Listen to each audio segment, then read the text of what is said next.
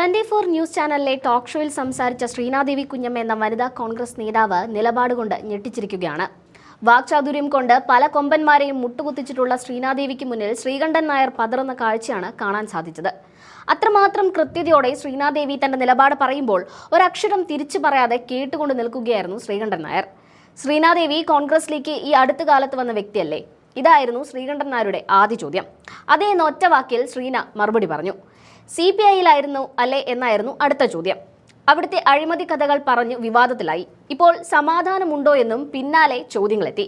ഇതിന് ശ്രീനാദേവി പറഞ്ഞ മറുപടി ഇങ്ങനെയായിരുന്നു: ഇപ്പോൾ നല്ല സമാധാനമുണ്ട്, അത്രയും വലിയൊരു പാർട്ടിയിലാണ് ഇപ്പോൾ ഉള്ളത്, അതുകൊണ്ട് സ്വസ്ഥതയുണ്ട്. തൊട്ടു പിന്നാലെ ശ്രീനാദേവിയെ കൊടുക്കാൻ രാഹുൽ മാങ്കൂട്ടത്തിൽ വിഷയത്തിലേക്ക് ശ്രീകണ്ഠൻ നായർ കടന്നു. രാഹുലിനെ അനുകൂലിച്ച് വിവാദത്തിലായി അല്ലേ? ഇതായിരുന്നു ചോദ്യം. ഒട്ടും ആലോചിക്കാതെ ശ്രീനാദേവിയുടെ മറുപടി വന്നു. രാഹുലിനെ കുറിച്ച് അഭിപ്രായം പറഞ്ഞു എന്ന് മാത്രം. പാർട്ടി ആ അഭിപ്രായം പിൻവലിക്കാൻ പറഞ്ഞില്ലേ എന്നായിരുന്നു അടുത്ത അന്വേഷണം. ഇല്ല എന്ന് ശ്രീനാദേവി മറുപടി പറഞ്ഞു. വിശദീകരണം ചോദിച്ചു, അത് കൊടുത്തു. പാർട്ടിക്ക് തൃപ്തികരമായ മറുപടിയാണ് നൽകിയത്.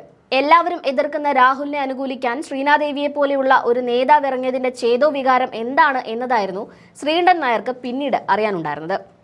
ഉടൻ വന്നു മറുപടി. ഇക്കാര്യത്തിൽ ആദ്യം ഒരു കാര്യം പറയാം. അതിജീവിതകളെക്കുറിച്ച് ഒന്നും പറയാൻ തയ്യാറല്ല. അത് കോടതിയിൽ നിൽക്കുന്ന കേസായതുകൊണ്ട് മാത്രം. ഈ വിഷയത്തിൽ ഒരു സ്ത്രീപക്ഷവാദി ഉണ്ടായിരുന്നു. അവർക്ക് വ്യക്തിപരമായി എന്തെങ്കിലും വിഷയം ഉണ്ടായിരിക്കാം. കേരളത്തിലെ ജനങ്ങൾ മുഴുവനും മണ്ടന്മാരാണ് എന്ന് ധരിക്കരുത് എന്ന് ശ്രീനാദേവി പറഞ്ഞു. ആ സ്ത്രീപക്ഷവാദിയെക്കുറിച്ച് നല്ല ബോധമുള്ള കുറച്ച് നുണക്കാര്യങ്ങളുണ്ട്. രാഹുൽ മാങ്കൂട്ടത്തിന്റെ പ്രശ്നം വരുമ്പോൾ 24 ചാനൽ ഉൾപ്പെടെ എല്ലാ ചാനലുകളും ചാനൽ ചർച്ചയിലേക്ക് വിളിക്കുകയും ബൈറ്റ് തേടുകയും ചെയ്യുന്ന ഒരു വ്യക്തി ഒരു എത്തിക്സും ഇല്ലാതെ ഈ വിഷയത്തിൽ ഇടപെടുകയും ഈ വിഷയത്തിൽ തെറ്റായ കാര്യങ്ങൾ പറയുകയും മറച്ചുവെക്കുകയും ചെയ്തിട്ടുണ്ട്.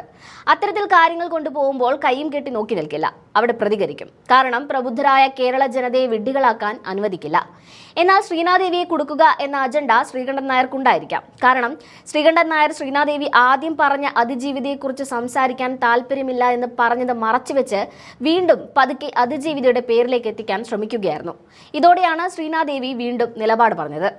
അതിജീവിതയുടെ കാര്യത്തിൽ സംസാരിക്കില്ല, അത് കോടതിയിലുള്ള കേസാണ്, അത് കോടതി തീരുമാനിക്കട്ടെ എന്ന മറുപടി കാർക്കശ്യത്തിൽ അറിയിച്ചതോടെ ശ്രീകണ്ഠൻ നായർ അടങ്ങി. തുടർന്ന് ശ്രീനാദേവി ശ്രീകണ്ഠൻ നായരോടും തന്നെ ആക്രമിക്കാൻ വരുന്നവരോടുമായി ചിലത് പറഞ്ഞു. അത് ഇങ്ങനെയാണ്: എന്നെ കൊന്നു തിന്നാനും എന്നെ ഇല്ലായ്മ ചെയ്യാനും കുറേ പേരുണ്ടെന്ന് എനിക്കറിയാം. അതൊക്കെ നേരിടാൻ തയ്യാറായി തന്നെ ഞാൻ ഇവിടെയൊക്കെ ഉണ്ടാവും. വിവാദങ്ങളിലൂടെ അവസാനിപ്പിക്കാമെന്ന് കരുതേണ്ട എന്ന കാര്യം പറയാതെ പറഞ്ഞാണ് ശ്രീനാദേവി ചർച്ചയിൽ തിളങ്ങിയത്. ശ്രീനാദേവി താരതമ്യേന രാഷ്ട്രീയ പരിചയം കുറവുള്ള നേതാവാണെന്ന ധാരണയിലാണ് ശ്രീകണ്ഠൻ നായർ ആളാകാൻ ശ്രമിച്ചത്. എന്നാൽ നേരം വെളുത്തപ്പോൾ ഇറങ്ങി രാഷ്ട്രീയ കുപ്പായം ഇട്ടവരെ പോലെ അല്ല ശ്രീനാദേവി എന്ന് ഇപ്പോൾ 24 മേധാവിക്ക് മനസ്സിലായി കാണും. കൃത്യമായി കാര്യങ്ങൾ പഠിച്ചവതരിപ്പിക്കുന്ന ശ്രീനാദേവി കോൺഗ്രസ് പാർട്ടിക്ക് വരും കാലത്ത് മുതൽക്കൂട്ടാക്കുമെന്ന കാര്യത്തിൽ മാത്രമാർക്കും തർക്കമുണ്ടാകില്ല.